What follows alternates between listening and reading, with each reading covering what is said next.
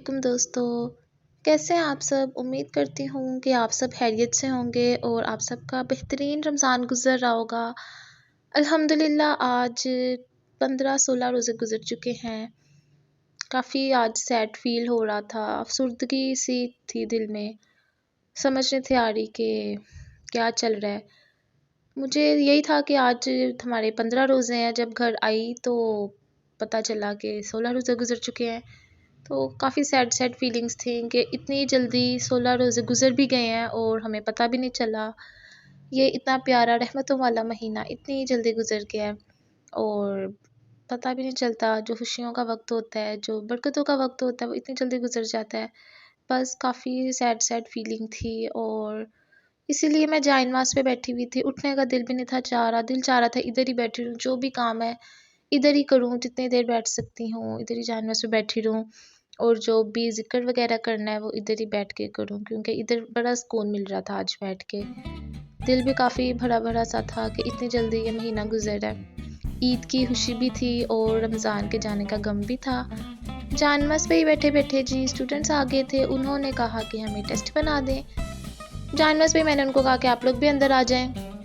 यहाँ पे उसका इंग्लिश का कुछ टेस्ट था, उसको मिला हुआ, वो मैं उसके क्वेश्चंस लिख रही थी यहाँ पे, साथ साथ वो वीडियो बना रही थी मेरी।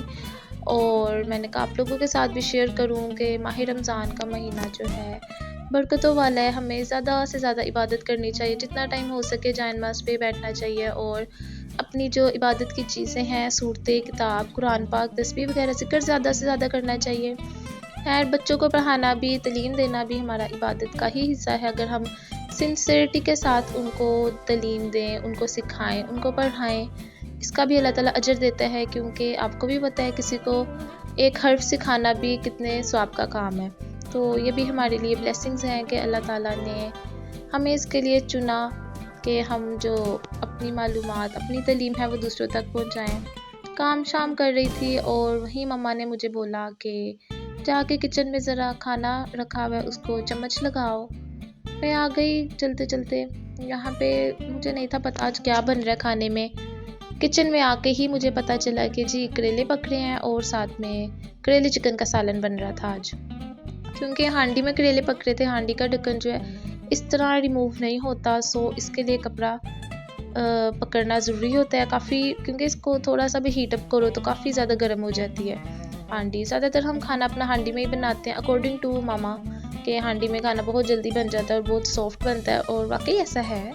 काफ़ी अच्छा इसका फ्लेवर होता है बजाय उसके जो हम स्टील वगैरह के बर्तनों में या सिल्वर के बर्तनों में खाना पकाते हैं, क्योंकि हांडी एक नेचुरल चीज़ है, तो विदाउट केमिकल्स या प्रेशर वगैरह के बगैर हम इसमें पकाते हैं, तो इसका ज़्यादा अच्छा फ्लेवर मिलता है और बेनिफिट्स भी आपको मिलते हैं, आपकी हेल्थ के लिए भी अच्छा होता है ये। और यहाँ पे करेले फ्राई करने थे। वैसे मुझे करेले इतने पसंद नहीं, लेकिन अच्छा लग रहा था, इतनी प्यारी इतनी बड़ी सी कढ़ाई में करेले फ्राई करने का मज़ा आ रहा था। तो साथ साथ मैंने कहा आप लोगों को भी अपनी आज की रूटीन बता दूँ। करेलों में मामा ने आज काफ़ी अरसे बाद करेले बनाए थे और उसमें ये मेरे फेवरेट फ्राइज़ डाले थे। करेले, चिकन, प्याज और फ्राइज़ मुझे बहुत बहुत बहुत पसंद है। क्योंकि रमज़ान चल रहे थे तो मम्मा को भी मेरा ख्याल आ गया कि अपनी बेटी की भी फरमाइश पूरी कर लूँ। मेरी फरमाइश मैंने वैसे कहा तो नहीं था उनको, लेकिन खुद ही उन्होंने एहसास किया और फ्राइज़ काट लिए और करेलों में मेरे लिए डालेंगी। यहाँ पे एक चिकन का भी सालन ऑलमोस्ट डन था, पक चुका था और इसको मैं हिलाई जा रही थी। मज़ा आ रहा था ये भी करने का, साथ वीडियो बना रही थी। तो जी ये ऑलमोस्ट डन हो चुका था। इसको मैंने दोबारा ढक दिया था ताकि करेले मेरे फ्राई हो जाएंगे, तो वो फिर मम्मा ही आके बाकी काम करेंगे मिक्सिंग वगैरह का या जो भी है। मेरा तो आज इतना ख़ास कुछ काम शाम करने का मूड नहीं था। यहाँ से हमारी हांडी जो है डैमेज हो गई हुई है, आई थिंक नीचे गिरी थी या किसी चीज़ के साथ लगी थी, तो यहाँ से इसका ये वाला पार्ट जो है ना बिल्कुल टूट गया था। खैर हमने 2-3 हांडी जो है वो चेंज की थी। उसके बाद जब ये भी लेकर आई, काफ़ी हैवी हांडी है क्योंकि उठाते रखते, सिंक पे रखते, वॉश करते टाइम अक्सर टूट जाती है। उसके बाद मैं वापस आ गई अपने जाए नमाज़ पे। पहले मैंने ज़ोहर पढ़ी थी और मैं असर का वेट कर रही थी कि असर पढ़ के ही जाए नमाज़ से उठूँ। उतनी देर में दूसरी स्टूडेंट आ गई, उसने भी अपना कुछ काम शाम करवाना था, उसका काम लिखने बैठ गई। और फिर मैंने अपनी जो 2-3 मेरी स्टूडेंट्स हैं, एक्चुअल में वो मेरी कज़न्स ही हैं, मेरी नेबर्स हैं, मेरी कज़न्स हैं, उन्हीं को मैं बस पढ़ाती हूँ। तो उनका उर्दू का टेस्ट था, पहले जिसका मैंने किया था उसका इंग्लिश का टेस्ट था। दोनों बहनें हैं और साथ एक और मेरी छोटी सी कज़न है जो कि मिसेस पारा पढ़ती है। बहुत प्यारा वो पारा पढ़ती है। मैंने लास्ट वीडियो में आपके साथ शेयर भी किया था। उसने इतने प्यारे अल्लाह के नाम सुनाए थे ज़ुबानी, और मुझे बड़ी खुशी होती है कि मैं थोड़ा थोड़ा चाहे उसको कुछ ना कुछ सिखाती हूँ। अल्लाह के नाम, सूरतें, चंद सूरतें मैंने उसको याद करवाई हैं और अब वो पहले इस पारे पे है। बड़ा अच्छा लगता है जब वो मुझे सुनाती है, ज़ुबानी सुनाती है और सबको सुनाती है, तो फिर सब तारीफ़ करते हैं। मुझे भी बड़ी खुशी मिलती है कि दिली खुशी महसूस होती है कि मैंने चलो किसी को एक हर्फ भी कुरान का सिखाया।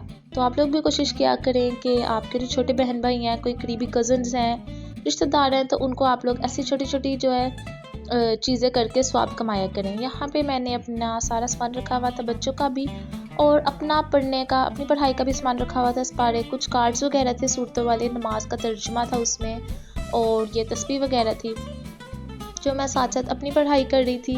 लेकिन बार बार वो आ जाती थी कि आप ही अब ये लिख दें, आप ही अब ये लिख दें।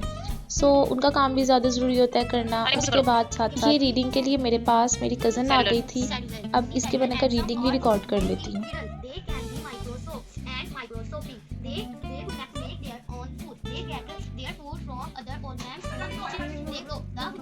Of fungi includes a vast variety of organisms such as mushrooms, yeast, and edible, but some are poisonous, and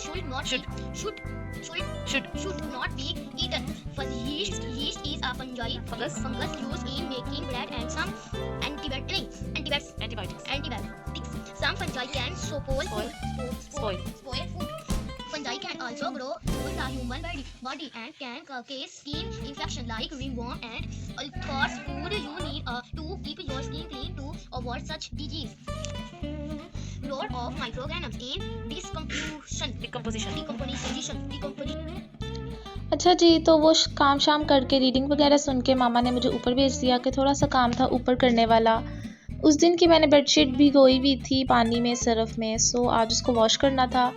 क्योंकि फोमी बेडशीट थी तो एक दो दिन इसको पानी में डिप ही रहने दिया था ताकि जो भी मैल वगैरह है वो उसका अच्छे से निकल जाए। अब इसको मैं एक बार पानी से निकाल लूँगी, दैन दोबारा सरफ वगैरह डाल के इसको भिगो दूँगी थोड़ी देर के लिए। एंड इसमें ये जो जुगाड़ होता है हम पाकिस्तानियों का टांगों के साथ, क्योंकि इतनी हैवी चीज़ें होती हैं, हाथ तो हमारे बेचारे नाजुक मुलायम होते हैं, हाथों के साथ हम कर नहीं सकते इतनी भारी चीज़ों को, तो हम टांगों का इस्तेमाल करते हैं। अल्लाह ने टांगे दी हैं इस्तेमाल करने के लिए, चलने फिरने के लिए। सो इसके साथ हम कुछ घरेलू काम भी कर लेते हैं, तो टांगों से काफ़ी अच्छा हो जाता है और जल्दी हो जाता है, क्योंकि हम मर्द तो नहीं हैं जो इतने भारी भारी हाथों के साथ करें।